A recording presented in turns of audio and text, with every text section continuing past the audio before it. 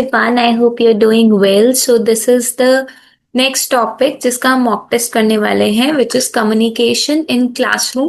Right, आपने अगर EMRS का सिलेबस पढ़ा है तो उसके अंदर का ये एक टॉपिक है। ठीक है, हर क्वेश्चन को हम डिस्कस कर लेंगे।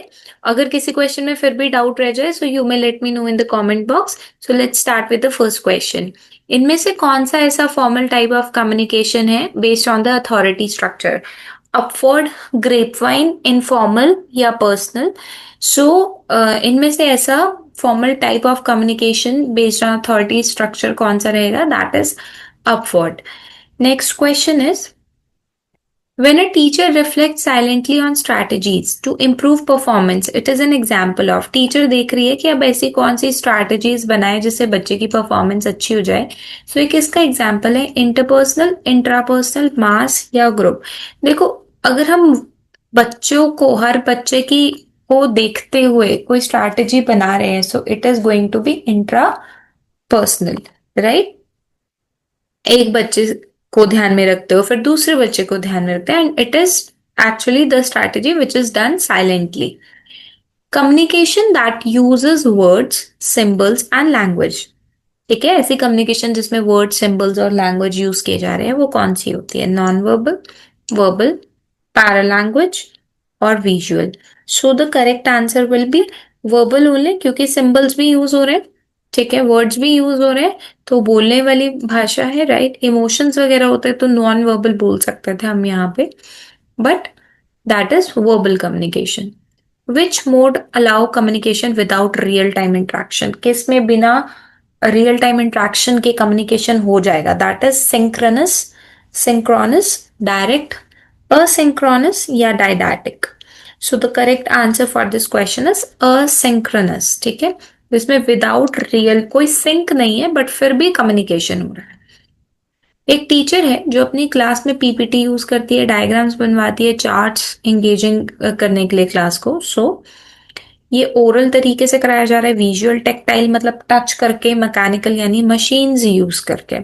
सो बेसिकली ओवरऑल अगर हम देखा जाए तो दिस इज विजुअल, जिसमें PPTs यूज हो रही हैं, डायग्राम्स यूज हो रहे हैं, चार्ट्स यूज हो रहे हैं। So basically they all are visual methods.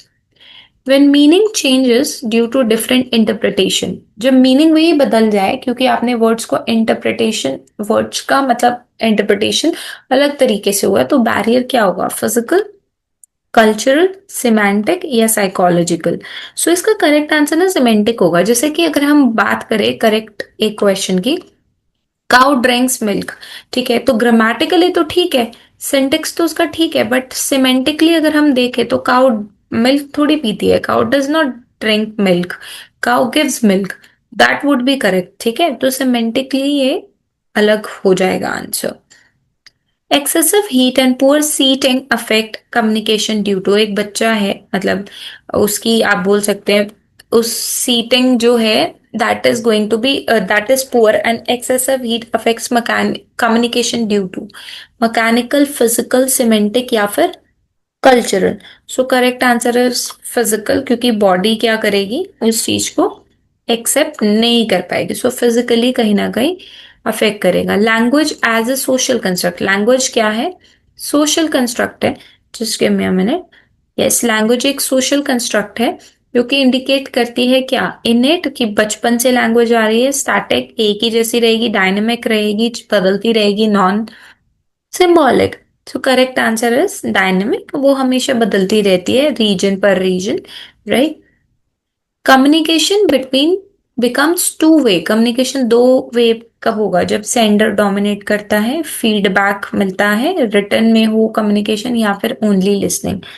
So the correct answer is feedback हो, जो भी आप बात कर रहे हैं उसका सामने से आपको रिप्लाई मिलता रहे, फीडबैक मिलता रहे। सो that is the two way communication. Most crucial element constructivist learning का क्या है?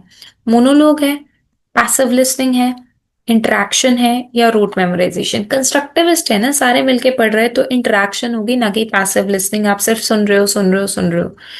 राइट, रट्टा मरवाना नहीं या मोनोलॉग होगा नहीं। स्टूडेंट्स ने हेजिटेट किया डाउट्स पूछते हुए क्योंकि उनको डर था। वो कैसा है? डर है। साइकोलॉजिकल, एनवायरमेंटल, लिंग्विस्टिक या organisational.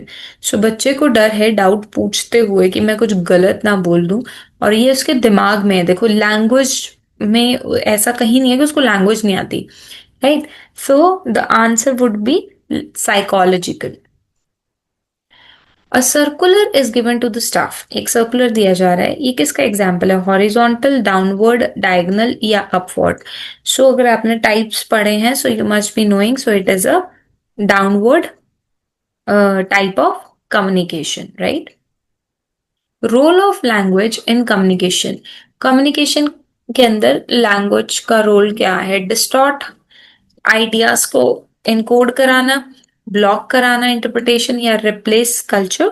So the correct answer for this question is ideas को हमने क्या करना है actually?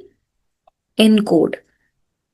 Noise caused by unclear articulation, जब कोई अनक्लियर आर्टिकुलेशन है तो उससे जो नॉइस पैदा हो रही है, that is mechanical, channel, semantic या encoding?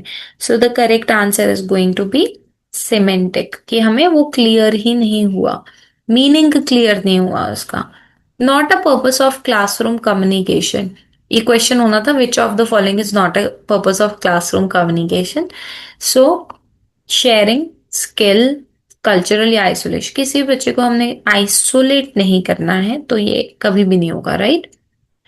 Students gossip about school events represent, school gossip, students represents, students ने जो स्कूल इवेंट्स के बारे में क्या कर रहा है? गॉसिप कर रहा है।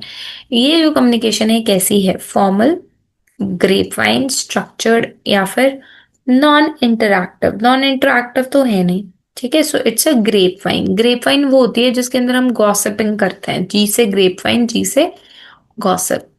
Communication aimed to change attitudes, ऐसा कम्युनिकेशन जिससे लोगों के एटीट्यूड में बदलाव आ जाता है, बिहेवियर्स में। डायरेक्टिव है, इंटरैक्टिव है, परसुएसिव है या ट्रांजैक्शनल है?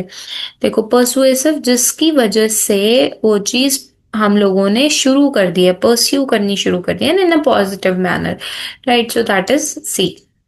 चैलेंज इन इंक्लूसिव क्लासरूम, क्या चैलेंज है इंक्लूसिव क्लासरूम का? टेक्स्ट बुक, लैंग्वेज अलग अलग की बोलते हैं, ड्रेस कोड या डेकोरेशन? इंक्लूसिव में ना आपको ये देखना होता है कि हर बच्चे को इन्वॉल्व करना है, तो हर बच्चा इन्वॉल्व होगा। तो बहुत बहुत सारे स्कूल्स के अंदर, स्पेसिफिकली केवीएस, एनवीएस, लैंग्वेज की बहुत डाइवर्सिटी होती है, तो उसमें बच्चे इतनी जल्दी ग्रैब नहीं कर पाते। सो दिस इज एक्चुअली बोल सकते हैं कि अगर लैंग्वेज डाइवर्सिटी के अंदर ये बैरियर देखने को मिल सकता है। Communication most effective for reflective teaching, कौन सा कम्युनिकेशन सबसे बेस्ट है रिफ्लेक्टिव टीचिंग के लिए? इंटरपर्सनल, इंट्रापर्सनल, मास या हॉरिजॉन्टल? ये हमने अभी कर भी लिया था, इसका था आंसर इंट्रापर्सनल। ये क्वेश्चन रिपीट हो गया।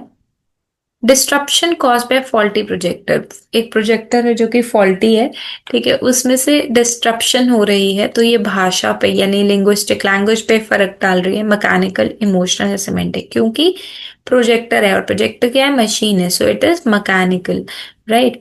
सो क्योंकि हमारा टॉपिक, अगर आपको ध्यान हो, हमारा टॉपिक जो था, राइट, हमारा टॉपिक यहाँ पे बैरियर्स भी था, राइट? तो ये भी हमने कवर किए हैं कि कम्युनिकेशन में क्या क्या बैरियर्स आते हैं। So this is all 20 question. I hope you find this productive, right?